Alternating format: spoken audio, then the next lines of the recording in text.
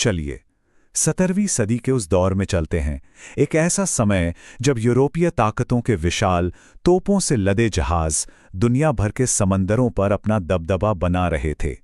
उस वक्त भारतीय उपमहाद्वीप में ज्यादातर शासकों का पूरा ध्यान सिर्फ और सिर्फ अपनी जमीनी सीमाओं पर था।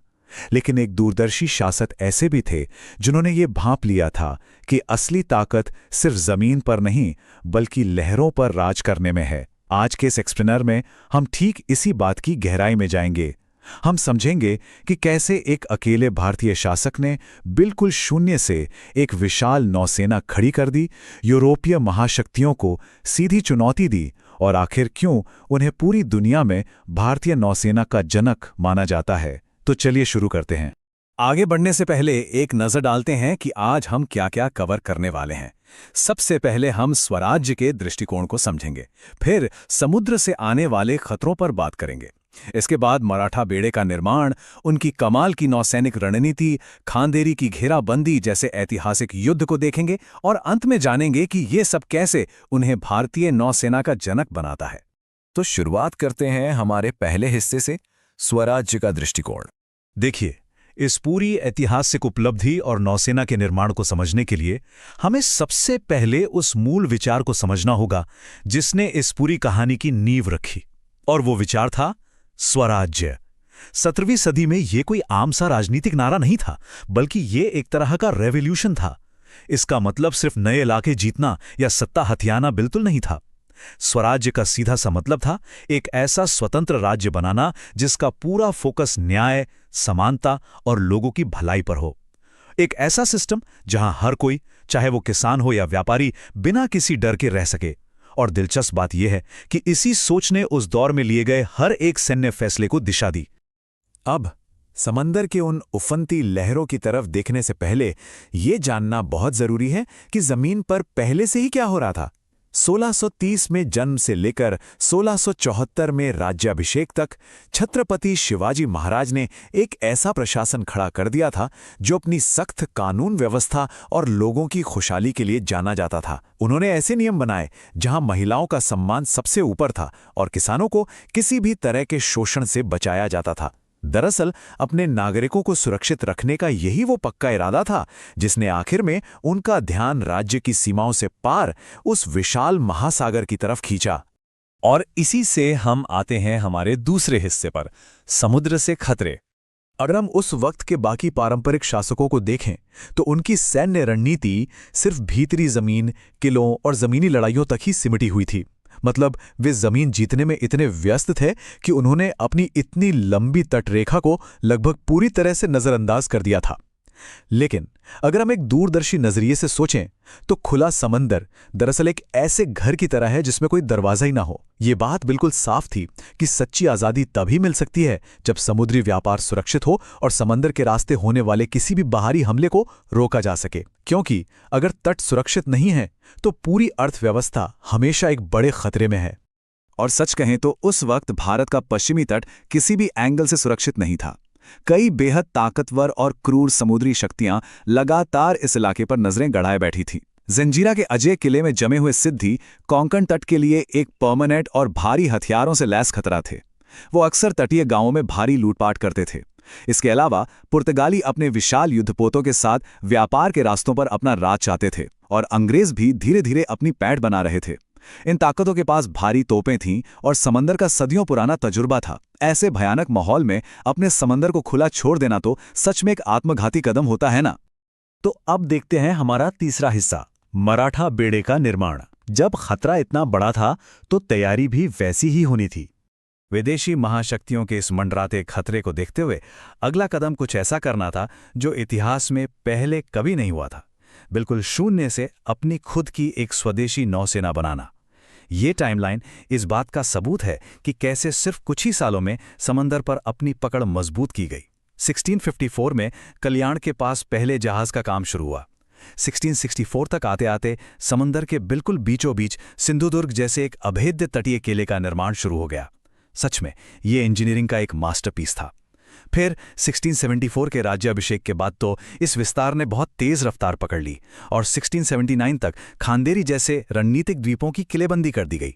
जरा सोचिए, सिर्फ 25 साल के छोटे से समय में एक पूरी तरह से जमीन पर लड़ने वाले राज्य ने सीधे समंदर को चुनौती दे डाली। 400, जी हां 400, ये कोई छोटी मोटी संख्या नहीं है। ये मराठा बेड़े के उस विशाल आकार को दिखाता है जिसे अपनी समुद्री सीमाओं और व्यापार को सुरक्षित करने के लिए बनाया गया था।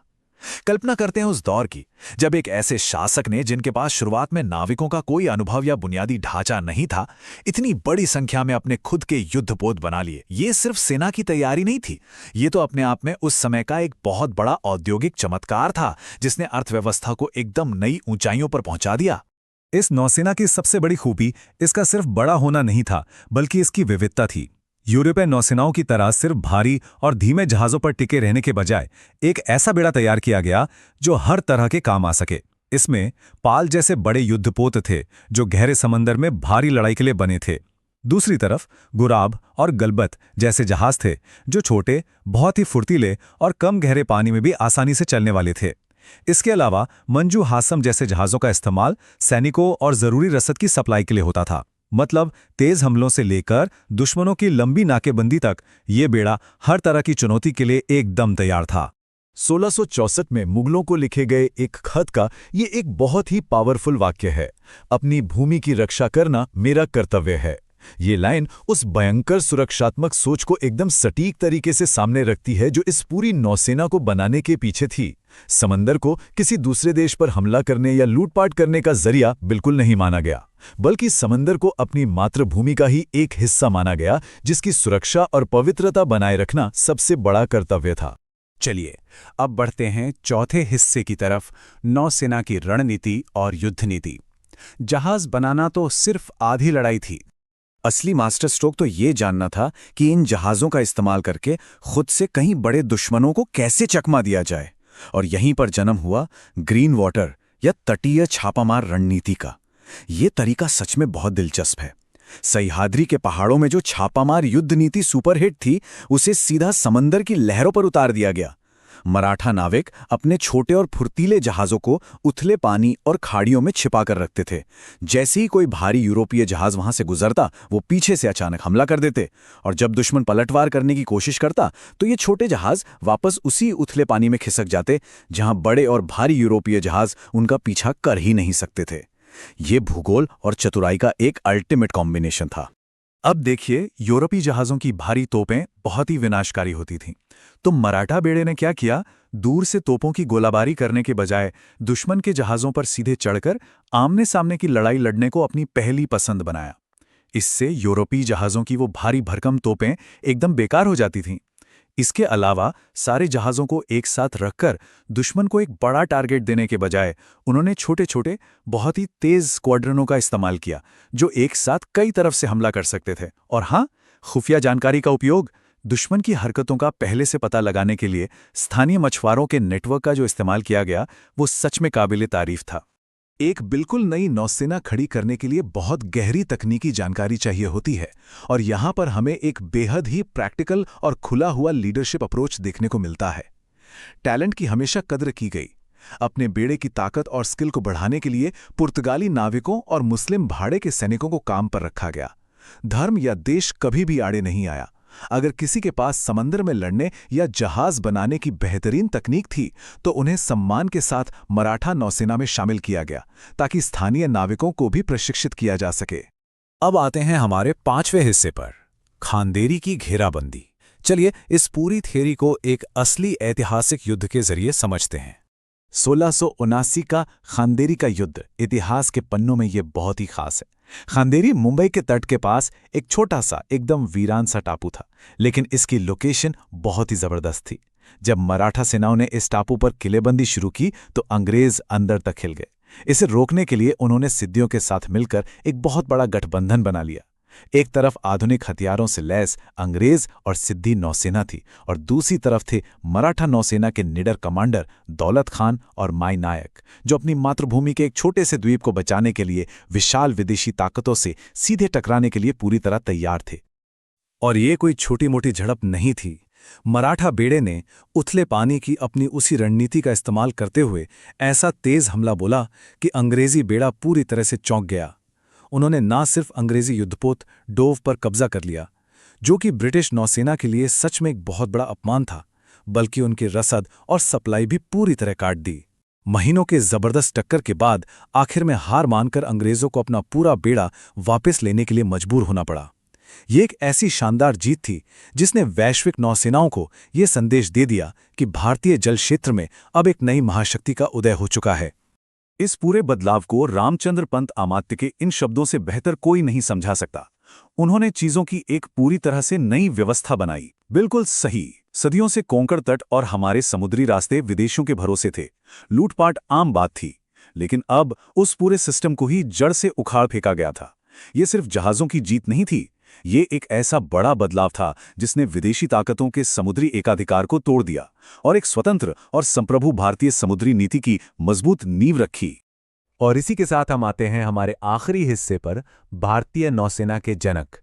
1680 में छत्रपति शिवाजी महाराज के निधन के सदियों बाद भी उनकी बनाई गई ये समुद्री विरासत आज भी कायम है और इसीलिए उन्हें भारतीय नौसेना का जनक कहा जाता है। वो भारतीय उपमहाद्वीप के पहले ऐसे शासक थे जिन्होंने एक औपचारिक, परमानेंट और प्रोफेशनल नौसेना बनाने पर जोर दिया। सिंधुदुर्ग और विजयदुर्ग जैसे मजबूत तटीय किले बनाए जो व्यापारिक रास्तों की रक्षा करते थे। उनके बनाए हुए ग्रीन वाटर या उथले पानी के युद्ध के तरीके आज भी आधुनिक नौसैनिक रणनीतियों का आधार हैं।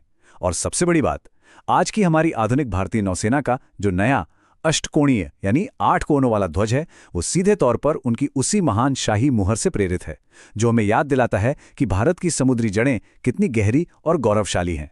तो इतिहास की ये पूरी कहानी हमें क्या सिखाती है? ये सोचना कितना दिलचस्प है कि 17वीं सदी के एक शासक की रणनीतिक दूरदर्शिता, जिन्होंने एक जमीनी राज्य से उठकर समुद्र की लहरों पर राज किया, आज के आधुनिक समय में भी ग्लोबल समुद्री शक्ति और तटीय रक्षा के संतुलन को परिभाषित करती है। इस बात ने हमेशा के लिए साबित कर दिया कि किसी भी राष्ट्र की असली संप्रभुता सिर्फ जमीन से तय नहीं होती, बल्कि उसके महासागरों की सुरक्षा से भी तय होती है। तो अगली बार जब भी समुद्र की लहरों को देखें, तो उस दूरदर्शी सोच को जरूर याद करें जिसने उन लहरों पर राज करना सिखाया। इस ऐतिहासिक एक्सप्लेनर में साथ जुड़ने के लिए बहुत बहुत धन्यवाद।